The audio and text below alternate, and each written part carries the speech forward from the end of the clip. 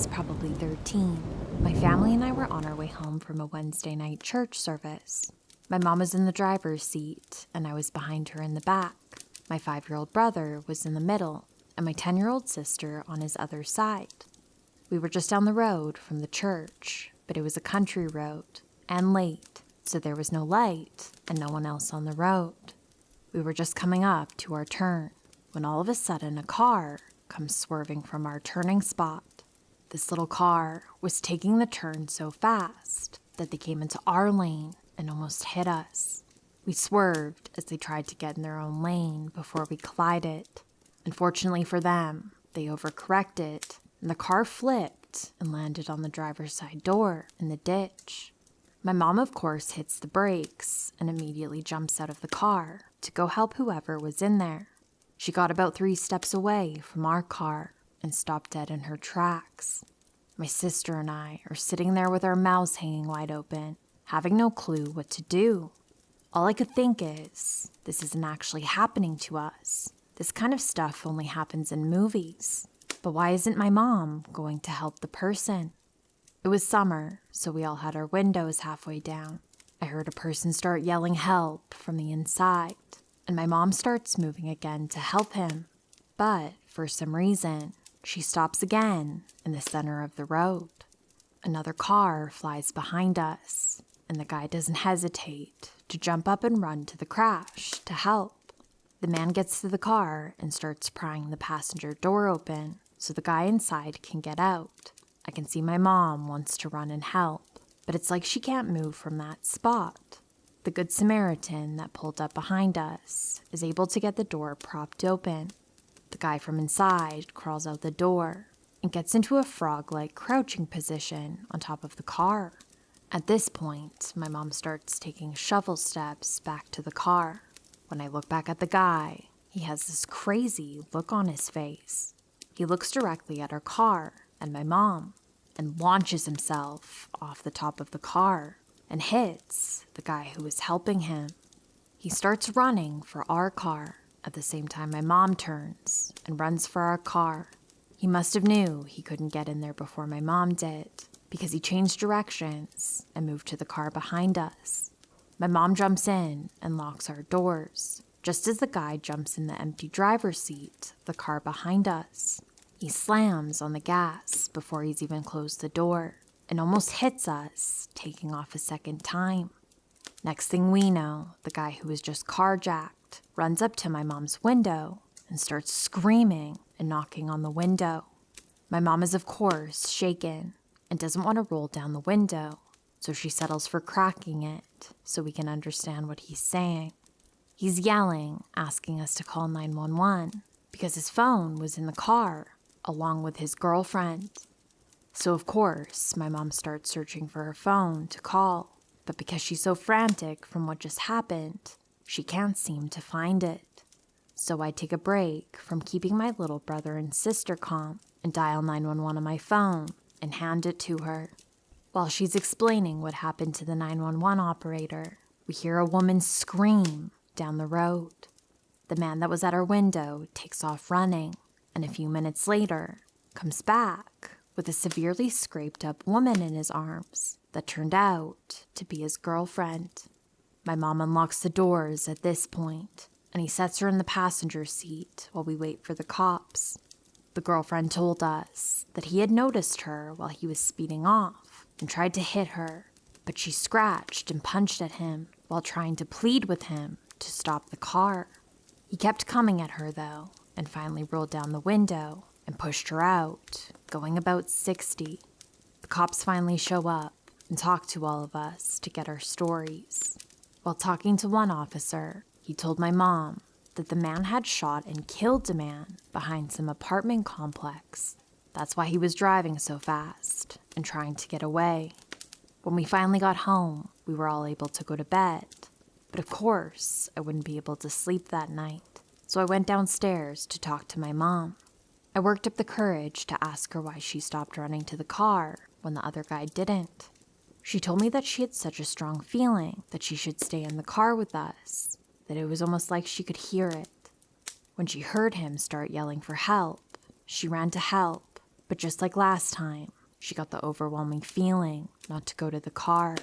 To this day, I wonder what would have happened if my mom hadn't listened to that feeling. The man could have easily overpowered her and gotten to the car if she had been any further away. I should also mention the man was caught that night trying to steal a new car.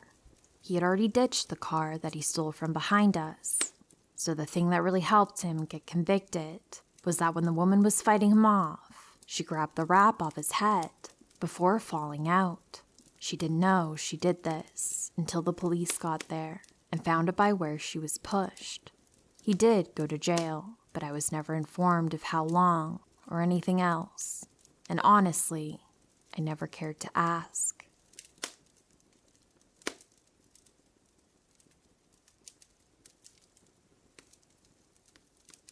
When I was around 12 years old, I spent the afternoon at a friend's house who I knew from school. He lived in a neighborhood that I wasn't all that familiar with, so when we decided to take our bikes out for a ride, I simply followed him until we came to a large wooded area. It was in a valley that descended away from the roadside, and from what I could see, became rather dense and overgrown quite quickly. Because of all of the foliage, we decided to leave our bikes and go down on foot. We'd been hiking for about 20 minutes when we realized that we could no longer see the spot that we had left our bikes and were surrounded on all sides by thick vegetation. Being boys, we thought this was absolutely fantastic and decided to carry on further into the valley. At some point, we came across what looked like an abandoned campsite. There were some old cans lying around that looked like they had been used to boil water, an old ashy fire pit, and quite a lot of plastic sheeting. We had a look around, but didn't really find anything interesting, so decided to carry on with our hike.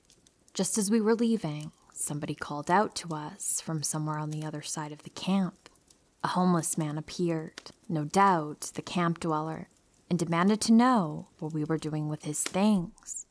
We explained that we didn't take anything and were just looking around, and he calmed down. We made polite conversation for a few minutes, exchanged names, and gave a vague idea of where we had come from. At this point, we didn't feel like we were in any danger, and the homeless guy was actually quite friendly. We decided to get going, though, and say our goodbyes, but he told us that we had to give him something before we went. We hadn't brought any food or water with, and so didn't have anything to offer him, and he apparently took exception to this. He started yelling at us and demanding our shoes, which neither of us were willing to part with. We started to back away from him, and at the same time, try and figure out which way we had come from, when all of a sudden, he pulled a knife out and started running towards us. I don't remember exactly which way we went, or how far we had to run, as I was terrified and full of adrenaline. I looked back a few times and realized that we were getting away from him, but he was still chasing us, even though there was no cover from the trees at this point. We reached the side of the road where we had left our bikes, and fortunately had enough of a lead on him so that we could hop on and pedal for all we were worth. A couple of builders who were offloading materials up the road saw that we were panicking and stopped us to find out what was going on. We gave them a brief version of events, and they went back to see if he was still around, but apparently he was gone when they got there. My friend told his folks what happened that day, but I never heard anything more about it. As far as I know, he could still be living at his campsite, but I certainly wasn't going to go back and check.